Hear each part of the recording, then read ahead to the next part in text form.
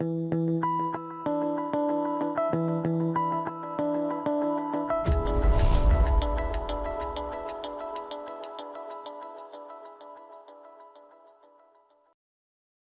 up guys, this is Skadooshh for CardRunners.com and I'm bringing to you the third and final part of our 3 rebuy 180 man Leakfinder.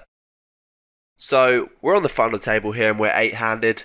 We're going to drop the pace a little bit, go for a little slower, use our Hold'em resources calculator to try and be a bit more accurate with spots and really improve our final table play. Now, final tables obviously in these multi-table tournaments is where all the money is. So we're really going to be focusing and trying to improve these players. That is going to really increase our ROI the most. Okay, so as I banged on about a lot in the first part of the video, and the second part, is we need to be looking at the stack sizes on this final table all the time. Whenever we win or lose a pot, whenever someone else wins or loses a pot, let's have a look at the stack sizes and see how we compare to everyone else. And from that, we can then decide on our game plan. Alright, so as you can see here, we are basically joint second in chips. The chip leader, Dread has got position on us and is able to put a lot of ICM pressure onto our stack. So for that reason, we're not going to be stealing his big blind a lot, or even Mantissimo's big blind. We're not going to be trying to raise through him too often because he should be attacking us fairly wide and putting that ICM pressure on us, especially with a 30k stack Valeric. So on that note, we can do the same to Rusik here. So if everyone folds here and Rusik raises, we're not going to be doing anything with 3-4 off here, but we can be 3-betting a really wide range against him here and putting a lot of pressure on Rusik because he just can't play back at us that wide. So that is our general strategy to start with. Put some pressure on Rusik and be fairly tight stealing through Dread. So let's have a look at this first hand. Okay, so let's talk about this limp here. Now, Dread is raising 18-11 here, so that's fairly reggy stats, a little bit on the passive side.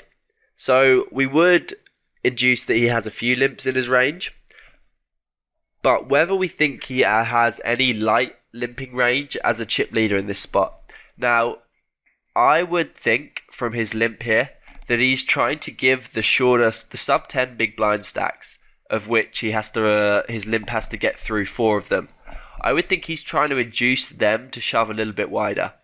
As Rusik and me, he knows are going to be shoving fairly tight on top of a early position open from Dread, just because of the ICM implications if we get knocked out.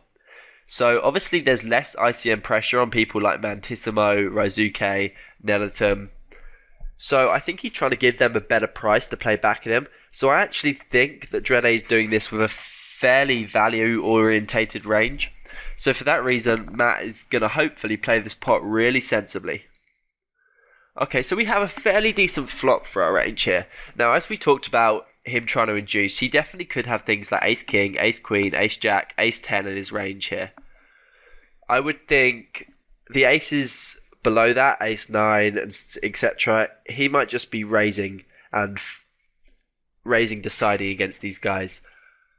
So we're not going to go betting for value here. I think because we are ahead here, but because of how small our equity is here and how difficult it is going to be for us to realise this equity.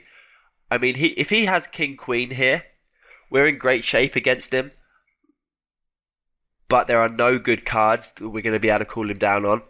Even if, say, a 6 and a 9 come and he barrels again, there's no way we can call there again. There's just no way at all because of how much of our stack it's going to cost.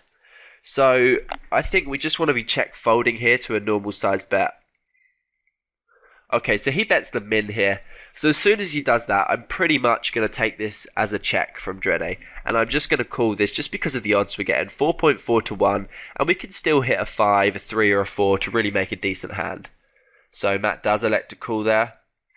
And then, as we spoke about before, the 10 is not a great card for us. He could have 10s here. He could have tons more things here that improve this 10 improves. He's going to be barreling with a ton of his broadways on this 10. And again, our plan is just going to be to check fold unless he bets really small again.